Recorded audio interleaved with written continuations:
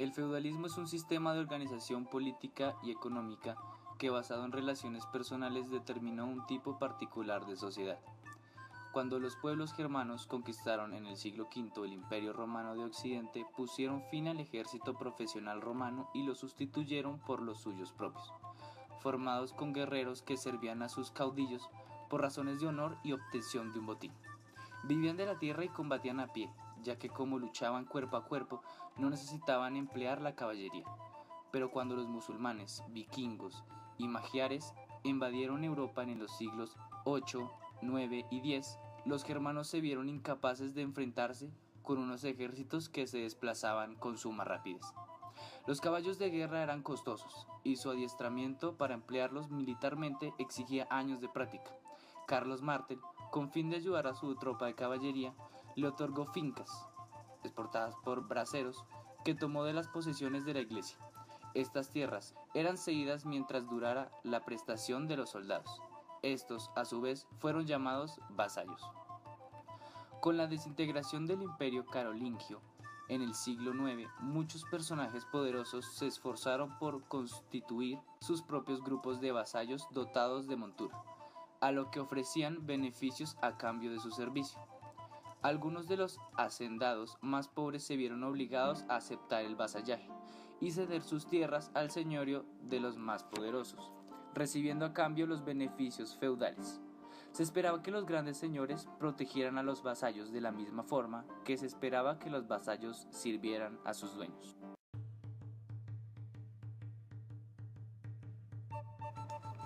Es en este momento cuando se extienden modernas técnicas agrícolas que, existiendo anteriormente, habían quedado reducidas a pocos espacios territoriales. Entre ellos cabe destacar el aumento en el uso de los molinos de agua como fuerza motriz y de las acequias para riego, extendiendo los cultivos y liberando mano de obra. Además, mejoran los métodos de enganche de los animales, especialmente el caballo y el buey, cuya cría aumenta de manera notable y permitirá disponer de animales de tiro en abundancia. Los instrumentos de uso agrícola como el arado o la azada, generalmente de madera, son sustituidos por otros de hierro. La explotación agraria feudal era de subsistencia. Los siervos cultivaban lo suficiente para mantenerse a sí mismos y para pagar los diezmos a la iglesia y la renta al señor. De la recolecta se separaban también las semillas necesarias para la siguiente siembra. Los mercados urbanos se abastecían con las porciones de los diezmos y la renta. Los cultivos se organizaban en torno a las poblaciones en tres anillos. El primero y más cercano a la población se dedicaba a las frutas y hortalizas. El segundo era para los cereales, principal sustento de la época. El tercer núcleo eran tierras de pasto y monte explotadas de forma comunal. La rotación de cultivos era el principal sistema utilizado para evitar el deterioro de la tierra. Este método consiste en dejar barbecho, es decir, sin cultivar, una parte de la tierra cada año para permitir su regeneración.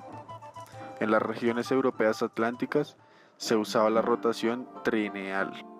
Un tercio de la tierra para cereal de ciclo largo, de invierno, otro tercio para cereal de ciclo corto, verano, y el último tercio en barbecho.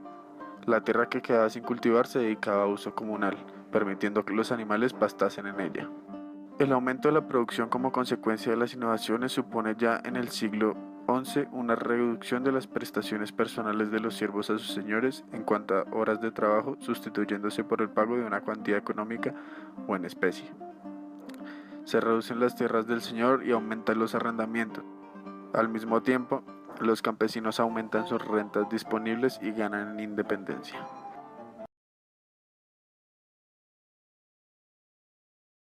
Eran pactos teóricos entre los campesinos y el señor feudal, que podían también ritualizarse en una ceremonia o más raramente dar lugar a un documento. El señor acogía a los campesinos en su feudo, que se organizaba en una reserva señorial que los siervos debían trabajar obligatoriamente, y en el conjunto de los pequeños terrenos para explotaciones familiares que se atribuían en el feudo a los campesinos para que pudieran subsistir. Obligación del señor era protegerles si eran atacados y mantener el orden y la justicia en el feudo.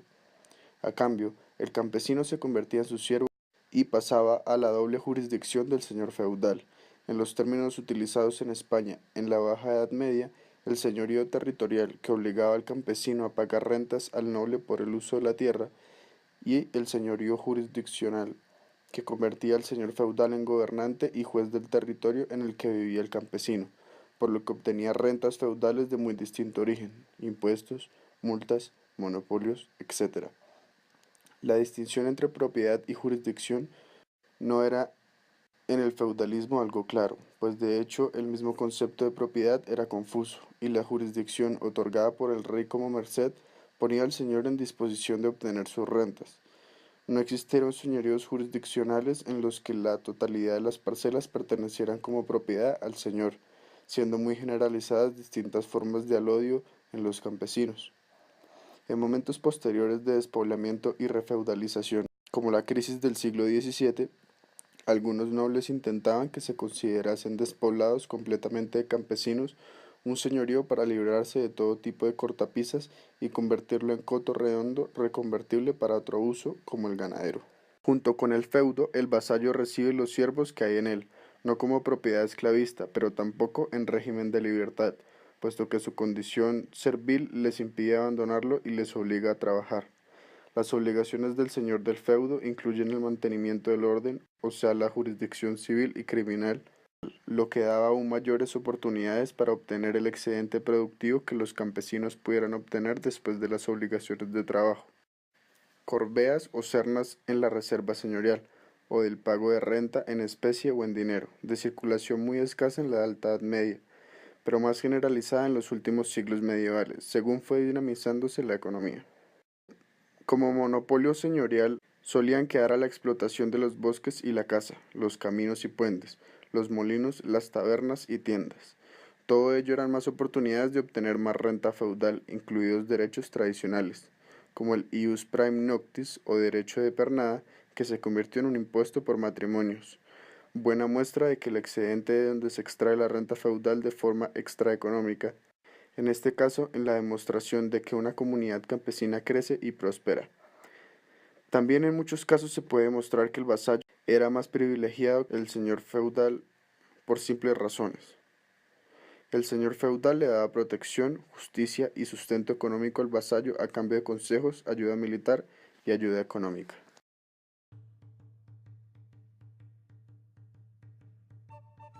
Comienza con la deposición de Rómulo Augustulo de su cargo en el 476 y llega hasta finales del siglo XV. La Edad Media no nace sino se hace. Empezó con la crisis del siglo III, vinculada a los problemas de reproducción inherentes al modo de producción esclavista, que necesitaba una expansión imperial continua que ya no se producía tras la fijación del límite romano. Las primeras invasiones germánicas y sublevaciones campesinas en un periodo en que suceden muchos y breves mandatos imperiales. El desarrollo económico de la época sería de suma importancia con la aparición del molino o de nuevos sistemas de arado que impulsaron el desarrollo de la agricultura. Pocas diferencias entre los esclavos, que eran cada vez más escasos, y los colonos, campesinos libres, pero sujetos a condiciones cada vez mayores de servidumbre, los cuales pierden la libertad de cambiar de domicilio, teniendo que trabajar siempre en la misma tierra para evitar la evasión fiscal y despoblación de las ciudades, cuyo papel de centro de consumo, de comercio y de articulación de las zonas rurales cada vez es menos importante. Se implementó el cristianismo como nueva religión oficial. El rey no gobierna, sino que su autoridad viene a los ojos del pueblo, de Dios, y es materializado e implementado a través de los pactos de vasallaje con los grandes señores, aunque en realidad son estos quienes eligen y le ponen dinastías y personas. La culminación a finales del siglo V de una serie de procesos de larga duración, entre ellos la grave dislocación económica, las invasiones y el asentamiento de los pueblos germanos en el Imperio Romano, hizo cambiar la faz de Europa. Nunca llegó a olvidarse la herencia clásica grecorromana y la lengua latina sometida a transformación.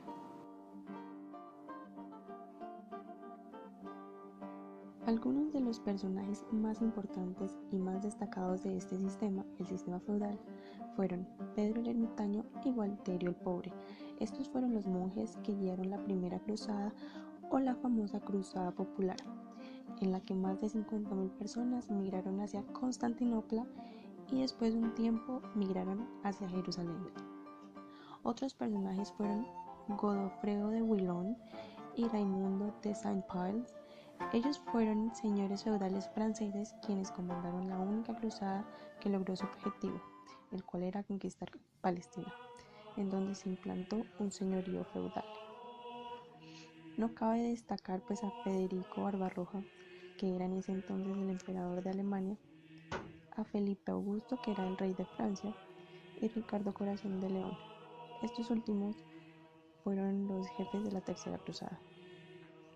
Baldún de Flandes fue el jefe de la Cuarta Cruzada. Esta fue conocida como la Cruzada Comercial porque su propósito era totalmente lucrativo. Por último, San Luis era el rey de Francia después de Felipe Augusto. San Luis o San Luis IX fue jefe de dos cruzadas, la séptima y la octava. Esta fue notable por la demostración de fe que sirvió después en la Alta Edad Media. Europa era un mosaico de estados y reinos. En el norte, los normandos, asentados en Inglaterra, sur de Italia y Sicilia, que al conquistarlas dejaron de ser un peligro. En el Mediterráneo, el Imperio bizantino y los reinos cristianos occidentales luchaban contra el Islam. En el centro de Europa, el Reino de Francia, Sacro Imperio Romano Germánico, los emperadores se enfrentaron con el papado, sin que ninguno lograra la supremacía sobre la cristiandad. Los eslavos organizan principados poderosos en el este, entre el Báltico y el Mar Negro.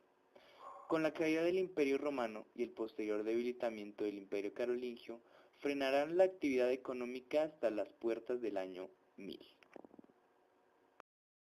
Fue un movimiento filosófico y teológico que intentó utilizar la razón natural humana, en particular la filosofía y la ciencia de Aristóteles, para comprender el contenido sobrenatural de la revelación cristiana.